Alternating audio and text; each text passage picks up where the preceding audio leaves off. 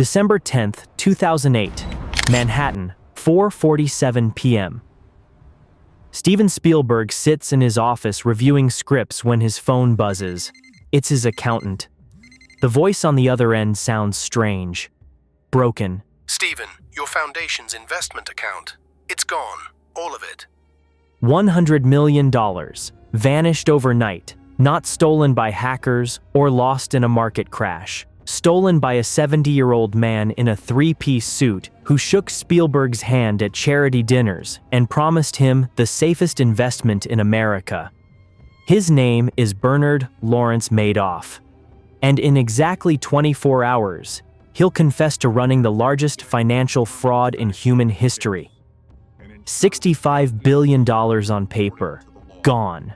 But here's what makes this story different from every Ponzi scheme you've ever heard about. Madoff didn't operate from some offshore paradise or anonymous boiler room. He worked from the 17th floor of the Lipstick Building in Midtown Manhattan. He was the former chairman of NASDAQ. He advised the SEC on regulation. His name was synonymous with Wall Street respectability. For 17 years, the smartest people in finance handed him their fortunes. Banks, hedge funds, billionaires, charities. They all believed they were getting exclusive access to a financial genius. They were actually funding his lifestyle while he printed fake statements in a back office. How did one man fool an entire financial system? And why did the most sophisticated investors on Earth ignore every warning sign? Queens, New York, 1960. Bernie Madoff is 22 years old, fresh out of Hofstra University with a degree in political science and $5,000 he saved from installing sprinkler systems and lifeguarding on Long Island beaches. Most kids his age are looking for corporate jobs. Bernie wants something else. He wants to be his own boss. He registers Bernard L. Madoff Investment Securities from his in-laws' apartment. His father-in-law, Saul Alpern, is an accountant with wealthy clients who need somewhere to park their money. Bernie offers to manage it. The early years are legitimate, sort of. Bernie discovers something about Wall Street that will shape his entire career. The big firms have all the advantages. They trade on the floor of the New York Stock Exchange. They get the best prices. Small brokers like him are locked out. So Bernie finds a loophole. He starts trading over-the-counter stocks that aren't listed on the major exchanges. He pioneers electronic trading when everyone else is still using paper tickets. He undercuts the big firms on fees. He's faster, cheaper, and hungrier than the establishment. By 1970, his brokerage is processing 5% of all trading volume on the New York Stock Exchange, not through membership, through pure technological innovation. But here's what nobody notices. While Bernie is building a legitimate market-making empire on one floor of his office, something else is happening on another floor entirely. The investment advisory business. It starts small. Bernie's father-in-law refers clients who want steady returns without the volatility of the stock market. Bernie promises them something unique.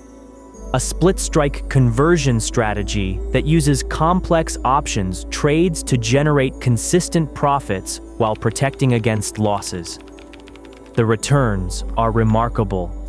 10 to 12% annually, year after year. Almost no losing months. While the S&P 500 rides a roller coaster, Bernie's clients see a gentle upward slope. Too gentle, too consistent, too perfect. Because there are no trades, there never were. When you give Bernie Madoff money, it doesn't go into stocks or options or any investment vehicle. It goes into a single account at JP Morgan Chase. Account number 140081703. A checking account. That's it. Every profit you see on your statement is a fiction.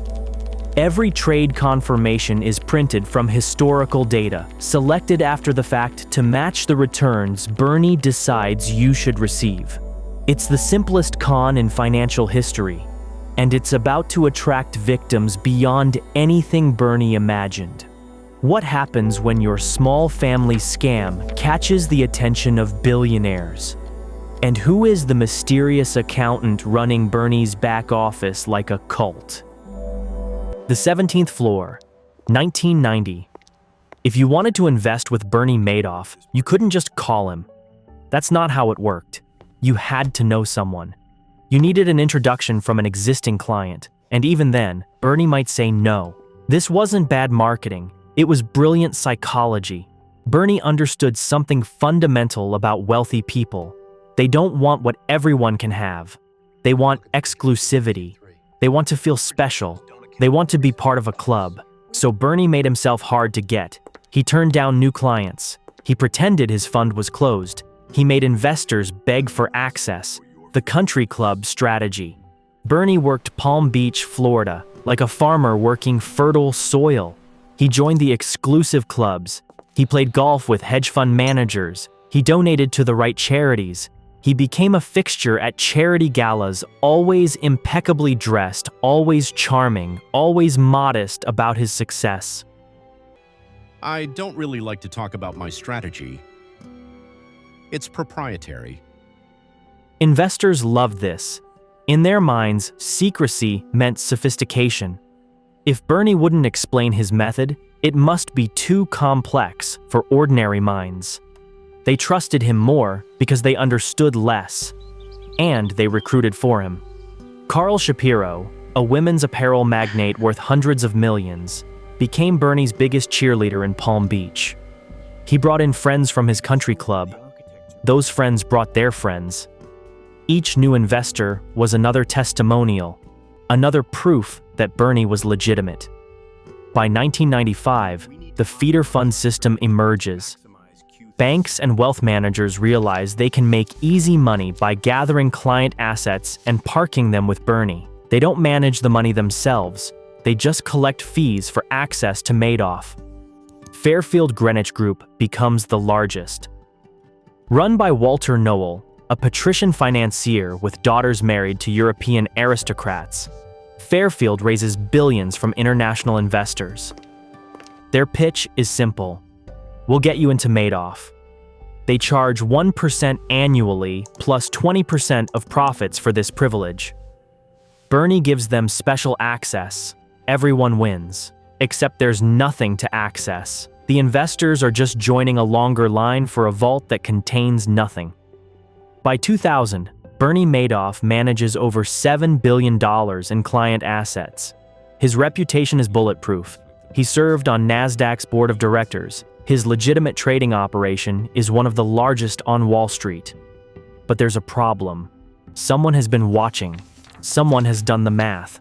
And the math doesn't work. His name is Harry Markopolos, and he's about to spend 9 years trying to convince anyone who will listen that Bernie Madoff is a fraud. Boston, May 1999.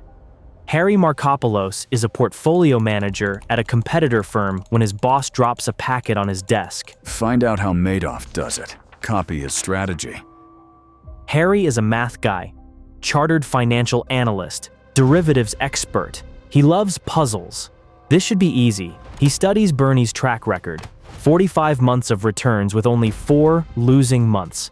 A sharp ratio that suggests Bernie is either the greatest investor in history or a complete fraud. Harry runs the numbers again and again and again. It's impossible, he tells his boss. The strategy Bernie claims to use simply cannot generate these returns.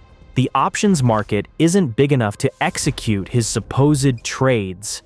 The consistency is statistically impossible. There's no way to hedge that smoothly. Harry sees 2 possibilities. Either Bernie has developed mathematical techniques that would earn him a Nobel Prize, or he's running the biggest Ponzi scheme in American history. Harry bets on the Ponzi scheme. In May 2000, he sends his first submission to the Securities and Exchange Commission. The title is blunt: "The world's largest hedge fund is a fraud." He lists 29 red flags. He shows mathematically that the returns are impossible. He names names. He draws a map of the fraud. The SEC does nothing. In 2001, the financial press starts asking questions. Barron's publishes an article titled "Don't Ask, Don't Tell" that raises concerns about Madoff's secrecy. MAR/Hedge, an industry publication, questions whether his returns are real. Bernie's response is classic Madoff. He tells reporters that people are jealous of his success. He threatens to return the money of any client who questions him. The clients shut up. The reporters move on. Harry doesn't stop. In 2005, he submits an even more detailed complaint to the SEC. The world's largest hedge fund is a fraud. 21 pages, mathematical proof. The SEC sends 2 junior lawyers to interview Bernie. They're so dazzled by his reputation that they apologize for bothering him. They close the investigation without checking his trading records, without calling the clearinghouses, without doing basic due diligence. 8 years, 5 submissions, 0 action. Harry Markopolos will later testify before Congress with tears in his eyes. I gift-wrapped and delivered the largest Ponzi scheme in history to them, and somehow they couldn't be bothered to conduct a thorough and proper investigation. But why did the SEC fail so completely? The answer reveals something darker about how Wall Street actually works. Bernie Madoff wasn't just a suspect. He was an advisor. He helped write the regulations. His niece married an SEC enforcement official. His former compliance officer joined the SEC's inspection team. The fox didn't just guard the henhouse, he built it. And now, the clock is ticking. The 2008 financial crisis is coming. And Ponzi schemes have one fatal weakness. They need a constant flow of new money. What happens when the money stops? New York, 2007. To understand who Bernie Madoff hurt, you need to understand who trusted him. Not just rich people looking for returns, people looking for safety. Elie Wiesel, Holocaust survivor, Nobel Peace Prize winner. His foundation dedicated to fighting indifference to human suffering. Bernie didn't just manage Wiesel's personal money. He managed the foundation's entire endowment. $15.2 million. Gone. When reporters ask Wiesel how he feels about Madoff, the man who survived Auschwitz has a simple answer. We thought he was God.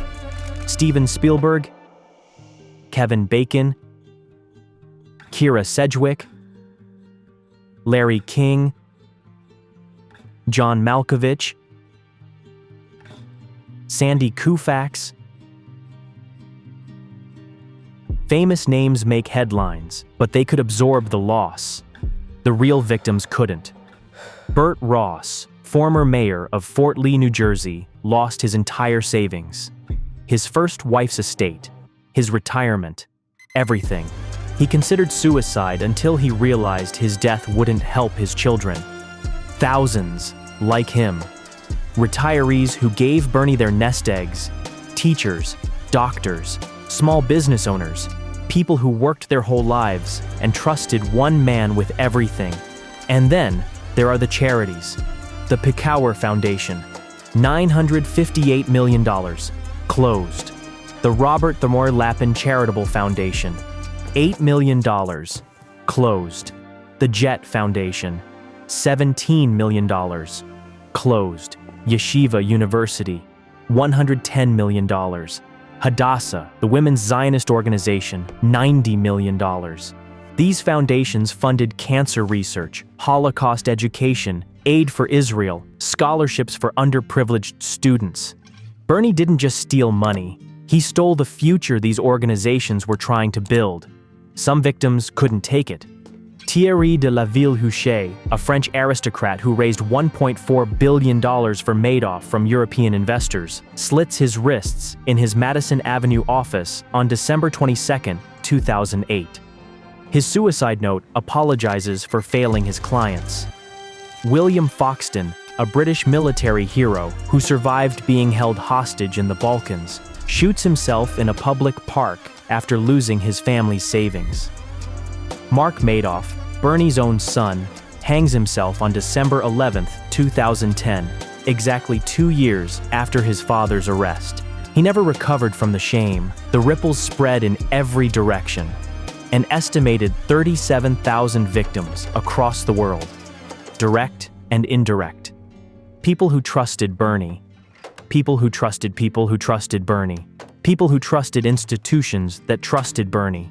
$65 billion on paper, perhaps $17 billion in actual cash, stolen through nothing more sophisticated than a checking account and a printer. September 2008. Lehman Brothers falls. The global financial system freezes. Banks stop lending, markets crash, and suddenly everyone needs cash. Bernie's clients start calling. They want their money. Now. For 17 years, this was never a problem. New money always flowed in faster than old money flowed out. The Ponzi scheme was liquid because it was growing. But September 2008 changes everything. Investors who never touched their accounts suddenly need to meet margin calls. Charities need to fund operations with no other income. Retirees need to pay bills. $7 billion in redemption requests hit Bernie's desk in November alone. The account at JP Morgan Chase shows $234 million, enough to cover maybe a week of withdrawals. After that, nothing. Bernie Madoff faces the moment every Ponzi schemer dreads. The moment math becomes real. For days, he tries to find new money. He asks existing clients for additional investments. He approaches new prospects. He even asks his sons to raise capital from their contacts. Nothing works. The financial crisis has frozen everything. December 9th, 2008. Bernie asks Mark and Andrew Madoff to come to his apartment on East 64th Street. He looks exhausted. His wife Ruth stands beside him. There's something I have to tell you. The investment advisory business, he explains, is finished. It's all been one big lie. A Ponzi scheme that goes back decades. There is nothing left. $50 billion gone. Mark and Andrew are stunned. They've worked at their father's legitimate trading operation for years. They had no idea the advisory business on the 17th floor was a fraud.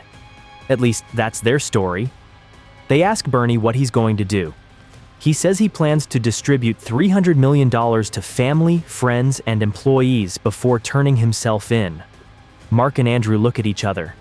They leave the apartment. They call a lawyer. The lawyer calls the FBI. By midnight, federal agents are reviewing the case. By morning, they have a warrant. December 11th, 2008, 7:30 a.m. 2 FBI agents knock on Bernie Madoff's door.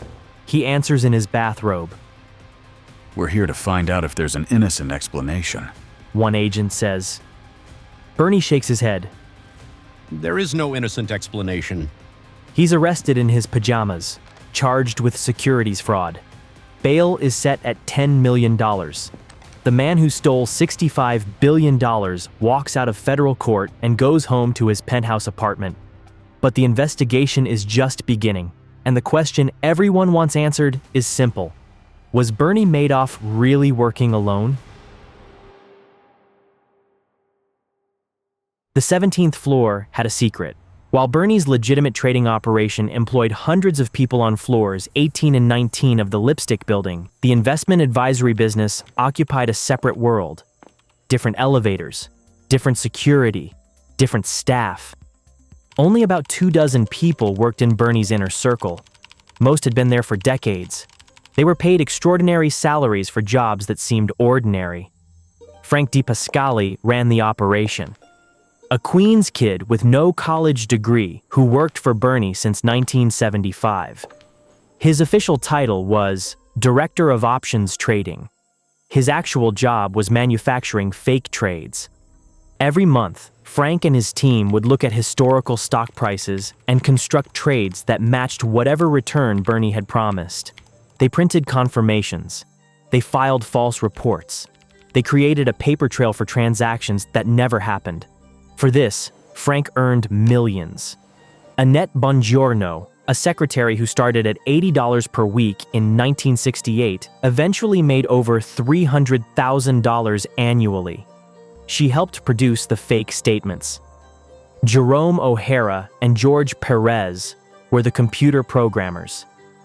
They built the software that generated imaginary trades. They knew exactly what they were creating. Daniel Bonventre was the operations director. He helped Bernie cook the books and hide the fraud from auditors. The SEC never caught them because the SEC never really looked. The accounting firm that audited Madoff's advisory business was a one-man shop called Freeling and Horowitz, operating out of a 13 by 18-foot office in a strip mall. David Freeling, the accountant, didn't even conduct proper audits. He was later charged with securities fraud. But what about the family? Ruth Madoff, Bernie's wife of 50 years, claimed she knew nothing. She was the corporate treasurer on paper, but says she never questioned where the money came from. Peter Madoff, Bernie's brother and chief compliance officer, also claimed ignorance. He was eventually sentenced to 10 years for conspiracy and falsifying records. Mark and Andrew Madoff, the sons who turned Bernie in, were never charged. They claimed the 17th floor was a mystery to them. But they benefited for years from money that came from fraud. The debate continues. Was this a one-man scheme or a family enterprise? What we know for certain is this. For 17 years, dozens of people helped Bernie Madoff steal billions. Some knew exactly what they were doing. Others chose not to ask questions.